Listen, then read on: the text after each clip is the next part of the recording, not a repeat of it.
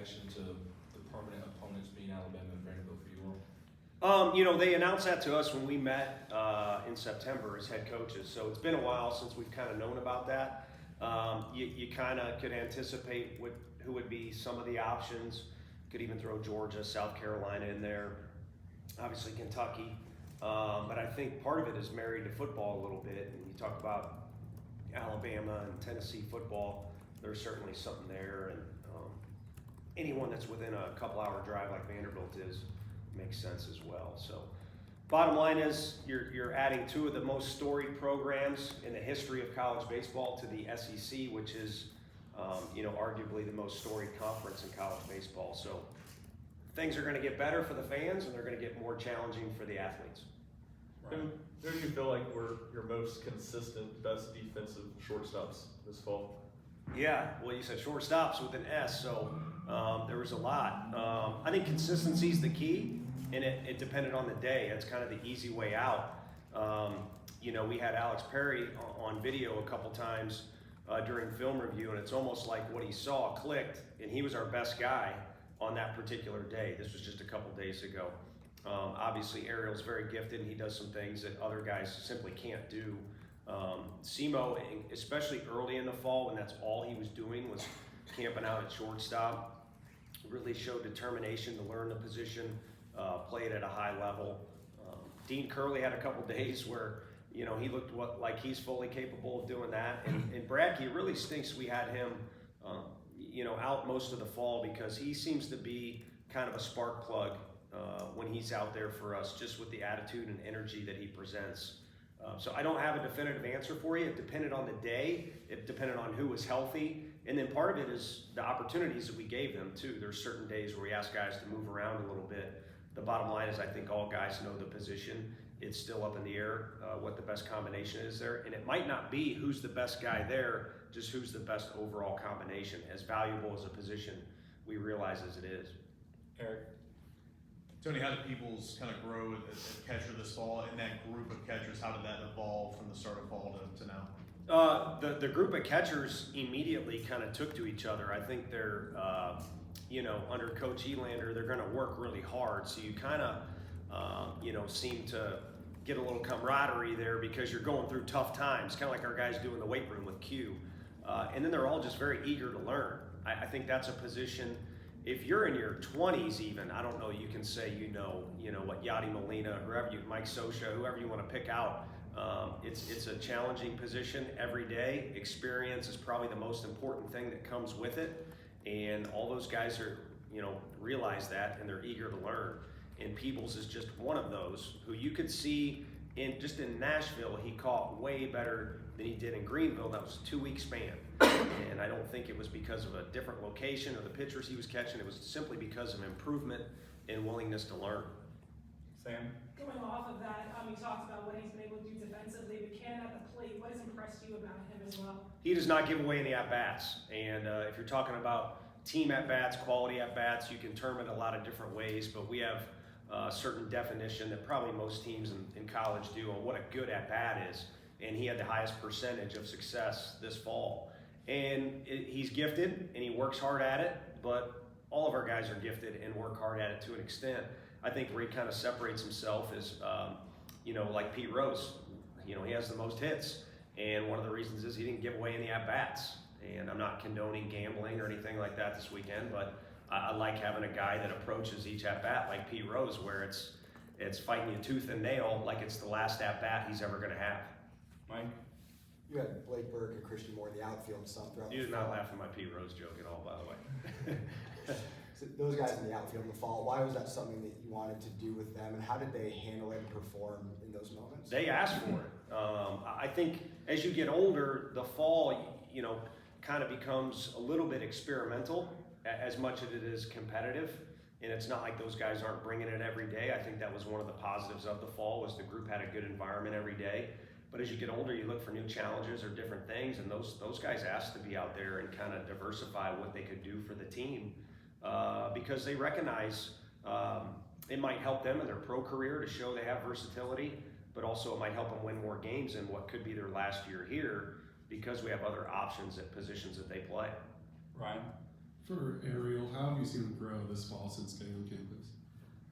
Am I allowed to make a height joke on the? Yes. He's grown in maturity, you know, and how he approaches things.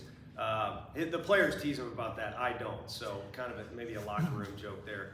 But the bottom line is he's developed work ethic wise, how he approaches things like a pro, but he's nowhere near what he needs to be. Because he could be playing in the middle of the infield at second or short or wherever, or he could have a career here of 3 or 4 years playing, you know, a huge percentage of our games, and that comes with a lot of responsibility. So you have to be a pro how you approach things and how you react to certain situations. And I think he's still growing, you know, on the infield and offensively on just how to be consistent. He's got a flair for the dramatic. And he even had an Air Jordan looking play in the Fall World Series if you were in Chattanooga where he jumped as high as he could and made a dynamic play. So he can make or even hit, you know, to a point where it's a Sports Center type effort. But what we need out of him is the consistency day in and day out. And a lot of freshmen across the country just don't realize 56 games is a lot. And if you're able to have success in the postseason, maybe it's 65, 70, that is a lot of reps. So we'll take consistency way over the Sports Center type deal, and if you can combine the both, then even better. Ben and then Dan. Tony, what do you walk away from the fall thinking of Kavar's tears? It seemed like, aside from the bat, he was as vocal as he's ever been from the outfield and between pitches and between reps and things like that. Yeah, we're doing our post-fall meetings now. We bring in the individual and we kind of go over things with the whole coaching staff. And the best way I can answer that is just the vibe sitting in there with him this fall compared to this calendar year a year ago, insanely different. Probably the best one we've had so far because everyone was kind of just had glowing remarks for him, and I think he's in a really good spot and he's got good feedback for us. He's sat and watched and learned, and he knows himself very well. He's come a long, long way. And whenever his time is done here, whether it's this year or next year, the scouts will be the ones to decide that, not me. We'll look back and he'll be one of our favorites as far as just that timeline of progression. And he's always been a good kid, always been a hard worker, always been a talented player. But again, when guys come in as freshmen, this is a total different deal, you know, in college baseball. And then I would like to think in our program a little bit, and then I know in our league. And he's kind of gotten to the point where you could pinch hit him in Omaha, and he can hit it to where you think it's going over the fence. Dan, and then we'll go to Ryan. Marcus Phillips has pretty good size. Where do you see him fitting in this team, or is it kind of too early to tell? Well, we asked the hitters, you know, at times, who do you not like facing, or who's an uncomfortable at bat? And the hitters don't like facing him. I know that. So that feedback is probably more valuable than any of us standing there and critiquing his delivery or where he's at. I just know, based off where he's from, how much he's played, which is not a lot, you know, comes from the frozen tundra up there in the Dakotas, with all due respect. He's just got a lot of room for growth. So it's ultra exciting to see where he's at right now.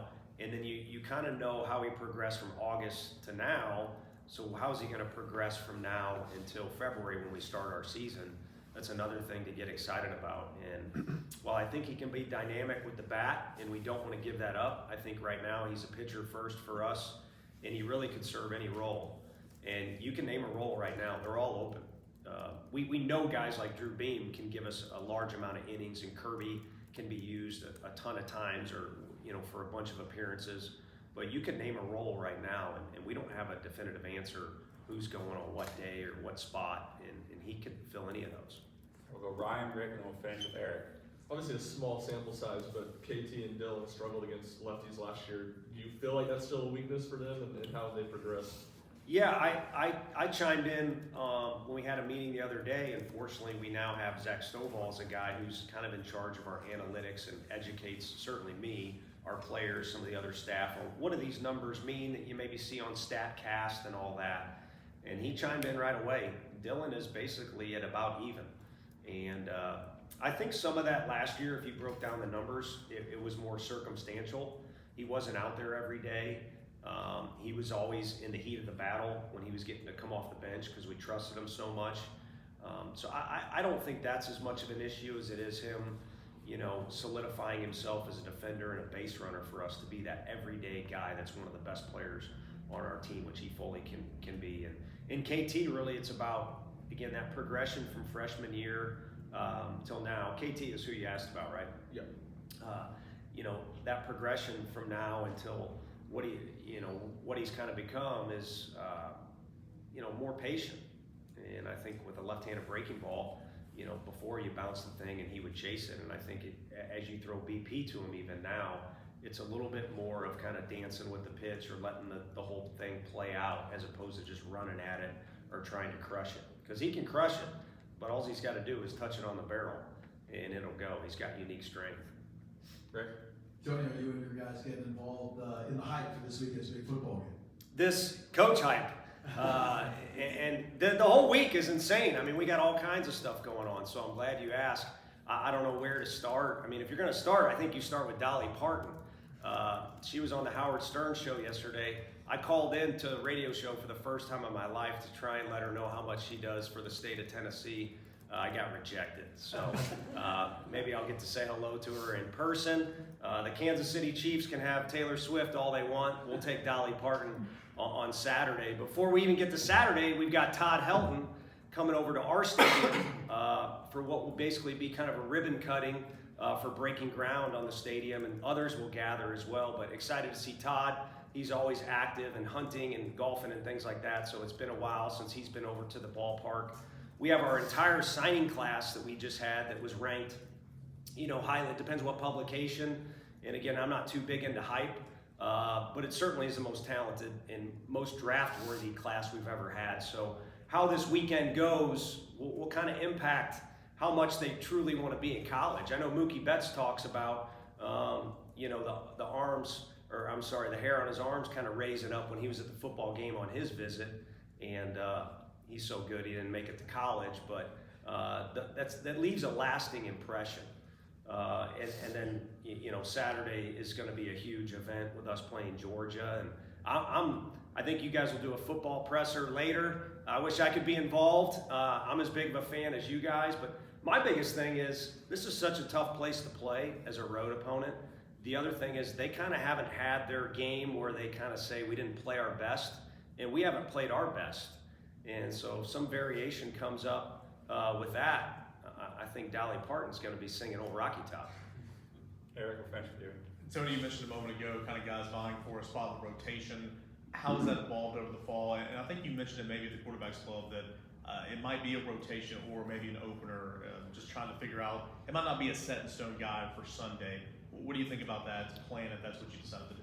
Yeah, for us, it is to try and find the combination that wins us the most games. And you want to win a weekend series anytime you play. It could be a round-robin tournament like we'll find in Dallas. You want to win 2 out of 3 for obvious reasons. And so what can get us closest to that is the combination that we'll look for as coaches. And there's probably no one right answer. Will Heflin was a key ingredient a few years back. And we looked smart, or he made us look smart, but maybe there was even another way to do it because it was a good team. So we're just going to have to, flirt with different combinations and try different things, and guys are going to have to be accepting of what they're asked to do. To me, 3 outs is 3 outs.